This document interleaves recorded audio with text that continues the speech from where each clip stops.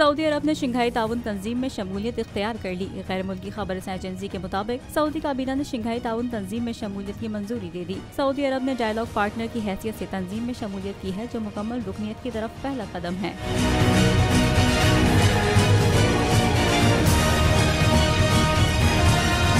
Saudi अरब ने SCO में dialogue partner का दर्जा मिलने से मुतालिक यादाश्त की मंजूरी दे दी। चीनी सदर के दौरे सऊदी अरब में सऊदी अरब की SCO में शमूलियत पर तबादला ख्याल हुआ था। ख्याल रहे कि ईरान भी पिछले साल SCO में शमूलियत इख्तियार कर चुका है।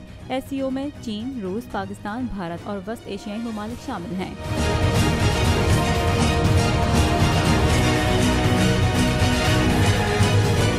तो नजर आ रहा है सामने लिखा हुआ जुल्म मिटने के लिए दो चीजों से मिटेगा भाई।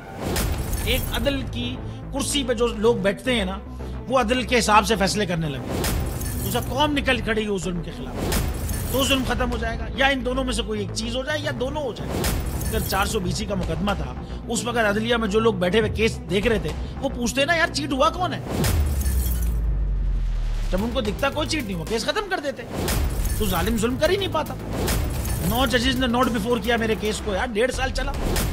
शख्सी जमानत का केस, सेम केस इस्लामाबाद में कर दिया। एक ही इल्जाम पे 2 केस हो नहीं सकते भाई। मतलब 60 दिन का वक्त होता है। 102 दिन के बाद मैं जीत गया, केस बरी हो गया। 102 दिन के बाद अपील फाइल की, एक्सेप्ट कर ली। नहीं करते ना एक्सेप्ट, खत्म हो जाता ना जुल्म यार। भरी अदालत में मुझे बरी कर दिया, फिर पता नहीं क्या हुआ 2.5 घंटे बाद का नोट बिफोर। मैं नहीं सुनता ये केस, खड़े रहते अपने फैसले, मिट जाता जुल्म। अल्लाह ताला ने बिठाया इस कुर्सी, इन कुर्सियों पे इनको यार, ये अल्लाह ताला की तरफ से फैसले करने हैं। तो या तो ये फैसले आएंगे, जुल्म मिट जाएगा, या कौम खड़ी हो जाएगी जुल्म के खिलाफ।